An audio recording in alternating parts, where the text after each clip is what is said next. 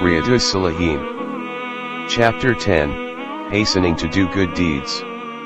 Allah, the Exalted, says, "So hasten towards all that is good." Surah 2 verse 148. And march forth in the way, which leads to forgiveness from your Rabb, and for Jannah as wide as are the heavens and the earth, prepared for Al-Muttaqin, the pious. Surah 3 verse 133. Abu Hurairah, may Allah be pleased with him, reported, Messenger of Allah peace be upon him said, "Be prompt in doing good deeds, before you are overtaken by turbulence which would be like a part of the dark night." A man would be a believer in the morning, and turn to disbelief in the evening, or he would be a believer in the evening, and turn disbeliever in the morning, and would sell his faith for worldly goods.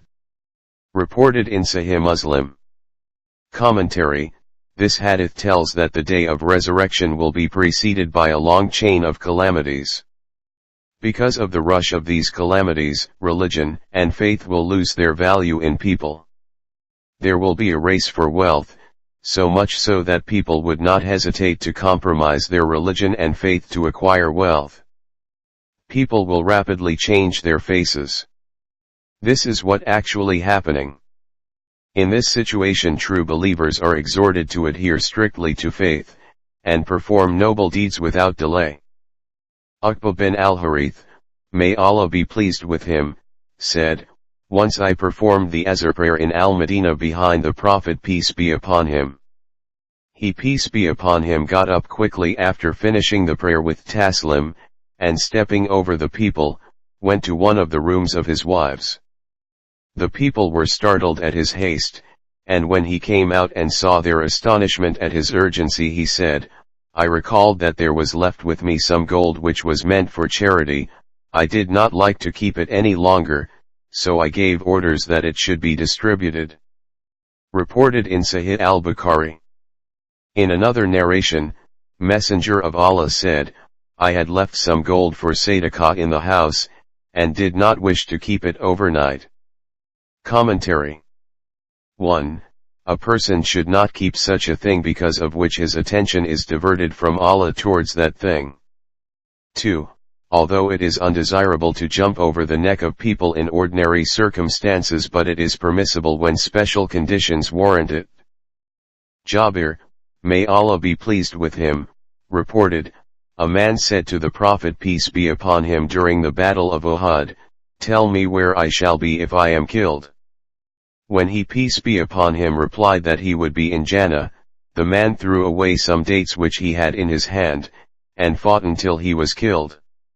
Reported in Sahih al-Bukhari and Muslim. Commentary: this hadith mentions the passion of the companions of the Prophet peace be upon him for jihad, and its reward which is Jannah. It also says that if a person heartily desires martyrdom, Allah certainly grants him this distinction and honor. Abu Hurairah, may Allah be pleased with him, said, there came a man to the Prophet peace be upon him and said, O Messenger of Allah, which charity is the most rewardable? He peace be upon him said, that you should give charity, in a state when you are healthy and stingy and fear poverty, hoping to become rich. Charity in such a state of health and mind is the best. And you must not defer charity to such a length, that you are about to die and would be saying, this is for so and so, and this for so and so. Lo! It has already come into the possession of so and so. Reported in Sahih al-Bukhari and Muslim. Commentary: charity in the real sense is that which a person gives when he is healthy. If a person gives charity when he is facing death, it does not have much value before Allah. Moreover, in that condition he cannot give more than 1/3 of his property in charity, because then it becomes the property of his successors, which cannot be spent even in the way of Allah. For this reason Allah has prescribed a limit in this respect, according to which if a person going through a mortal disease wants to give his property in charity, or donate it for some charitable purpose, he cannot spend more than 1/3 of it on this account. This injunction is an inducement for people to hurry in doing good deeds, especially in the matter of alms and charity. In fact, he should do it without delay.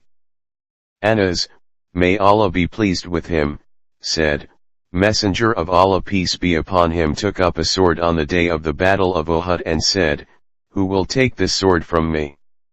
Everyone stretched forth his hand saying, I will take it, I will take it. He, the Prophet peace be upon him said, Who will take it with its full responsibility, to use it to fight Allah's enemies with it? The companions hesitated. Abu Dujana, may Allah be pleased with him, said, I shall take it, and with it he cracked the skulls of the pagans.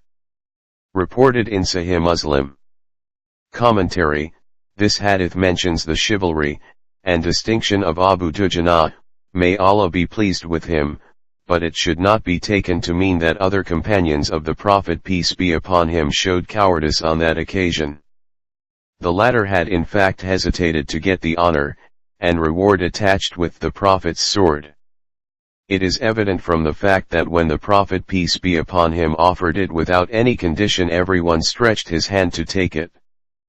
Az-Zubair bin Adi said, We went to Anas bin Malik, may Allah be pleased with him, and complained to him of suffering at the hands of Al-Hajjaj. He replied, Show endurance, for no time will come but will be followed by one worse than the present one, till you meet your Lord. I heard this from your Prophet peace be upon him. Reported in Sahih al-Bukhari. Commentary, this hadith contains the prediction that with the passage of time, conditions will become from bad to worse, with the result that rulers would become more and more cruel. In such circumstances, the remedy suggested here is that rather than making any effort to reform the rulers, one should try to reform oneself, and worry to make one's own life in the hereafter, and endure patiently the tyrannies perpetrated by the rulers. Abu Huraira, may Allah be pleased with him, reported, Messenger of Allah peace be upon him said, Hasten to do good deeds before you are overtaken by one of the 7 afflictions.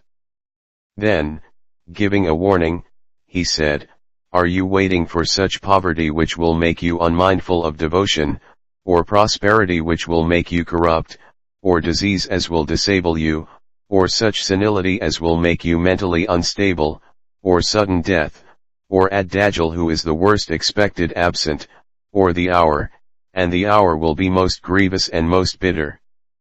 Reported in Jami at-Tirmidhi. Commentary, the purpose of this hadith is that, before overcoming of the obstructions, one should do one's best to improve his hereafter, by means of good deeds, lest one is deprived of good deeds by some obstruction.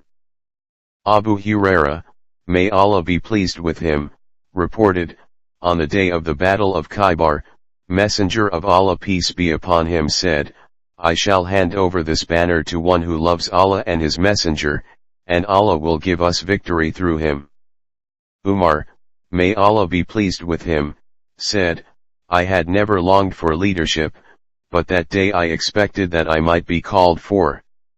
However, Messenger of Allah peace be upon him called Ali bin Abu Talib, may Allah be pleased with him, and handed the banner to him and said, Go forth and do not turn around till Allah bestows victory upon you. On hearing this, Ali proceeded a little and then halted and without turning around inquired in a loud voice, O Messenger of Allah, for what shall I fight them? He peace be upon him replied, Go on fighting till they affirm that none has the right to be worshipped but Allah, and that Muhammad is the messenger of Allah. If they admit that, their lives and their properties will be secured, subject to their obligations according to Islam, and they will be answerable to Allah. Reported in Sahih Muslim. Commentary. 1. This hadith refers to prominence, special distinction, and greatness of Ali, may Allah be pleased with him. 2. It mentions the miracle of the Prophet peace be upon him in the form of his prophecy about the conquest of Khaybar which came true. 3. Islamic sanctions would be applied on the apparent conduct of the people. Thus, a person who would announce his acceptance of Islam, will be considered a Muslim. What is hidden in his heart will be left to Allah. He will, however, be punished with retaliation, qisas, in case of unjust murder and execution for apostasy. Ya Rasul, salam alayka, Ya Habib, salam alayka, salawatullah alayka.